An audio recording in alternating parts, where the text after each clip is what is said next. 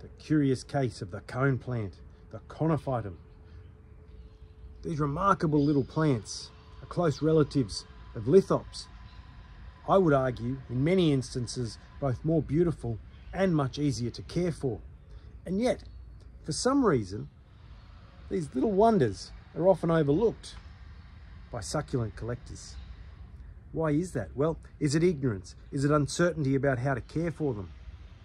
Today, I'm going to share with you a few different species of Conophytum and show you how best we can care for them, so that when we add them to our collections, they not only survive, but they thrive. So, let's get sucked down the rabbit hole of the wonderful genus Conophytum and explore what these wonderful little gems have to offer. Here we go. There are many different species of Conophytum, and the vast majority of them grow in South Africa, where they receive winter moisture. The different species all bring something very different to the table, which makes them very collectible. For example, some of them have incredible patterns, like this Conophytum minimum whitburgense, which has these bluey grey leaves covered in the most delightful, almost purple, delicate lines. And you get a good look in the light, you can see the leaf bodies have a purple hue underneath. Quite incredible. We can compare that against Conophytum obcordellum mundum, which, as you can see, a more pale body. Some of these, if you raise them right, you can get them almost white with a kind of dark speckled pattern over the top. We can compare that perhaps against the green-bodied Conophytum pellucidum, which grows up high in the mountains, and perhaps a little bit more difficult to see here, but also takes on a really intricate patterning across the plant body as well. Remarkable. And those patterns continue on and on throughout the entire genus. But that's not the only type. We also have, for example, these two. This is a Conophytum malgarnii. This is a juvenile Conophytum bergeri. Now these, interestingly, are a bit more like living jelly beans. They're a bit squishy to the touch, and they're translucent to allow light to enter into the plant body and increase that photosynthetic area. Quite remarkable. And the variety just continues on and on. Some of these plants can grow into quite large clumps. Many of them are absolutely minuscule, or in the case of this one, it will only ever have this one single leaf pair. No matter how old it just gets bigger and bigger.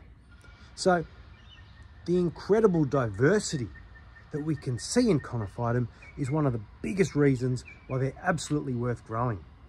Never mind just how remarkably beautiful they are. Now there are really 4 areas that we need to pay close attention to when it comes to cultivating Conophytum successfully. They are temperature, water, soil, and sun. So let's work through them. These are winter growing plants. They go dormant in the summertime, and that might actually give us a bit of a hint as to why these plants aren't grown more readily. Because in the summertime, when they go dormant, what will actually happen is that these leaves will start to shrivel up, they'll dry, and they'll dry completely. They'll actually look quite dead. You can see a few remnants at the base of this plant of the old leaves.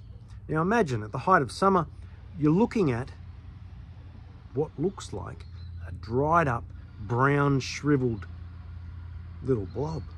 Not all that attractive.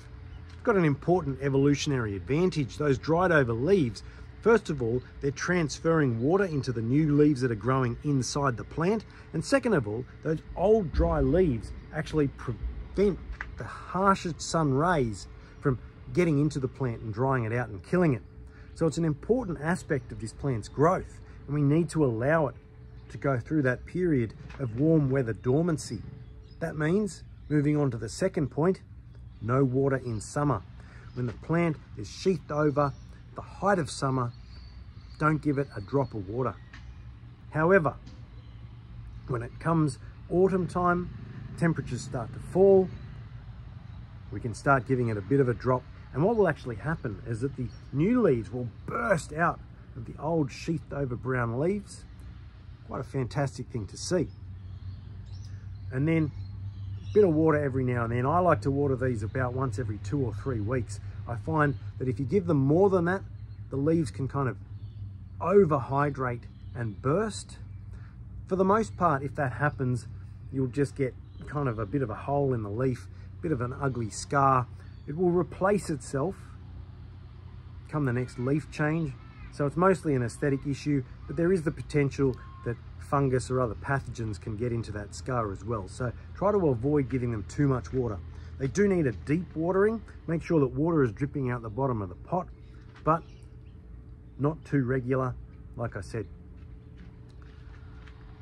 Come springtime, what will actually happen is that it won't matter how much water you give these plants, they'll start to kind of shrivel up anyway.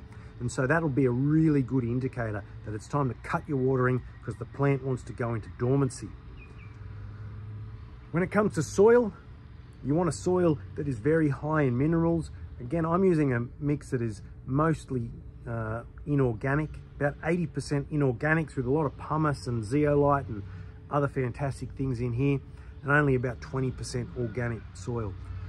You can go a little bit higher, but you would need to adjust your watering to suit that. And that would mean, you know, maybe once a month or thereabouts. So inorganic soil is great. And then when it comes to sunlight, they really want some really strong winter sun to succeed. And if you can give them strong enough sun, you can actually bring out these more kind of stressed reds and oranges and other interesting colors that makes them such an interesting species or genera to grow.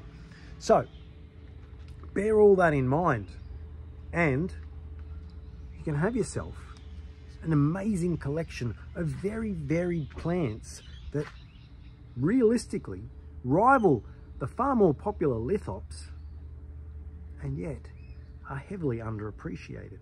So that's the conophytums. I implore you, investigate them, check them out. They're so well worth growing because they're so much easier than lithops. You don't have to pay attention to this really obscure watering cycle. And they're good. You can have plants that look like this. Oh, and I forgot to mention, they have flowers that have the most beautiful smell as well. So check them out, I implore you. That's conophytums. Anyway, that's it for today. Happy growing. I'll see you next time.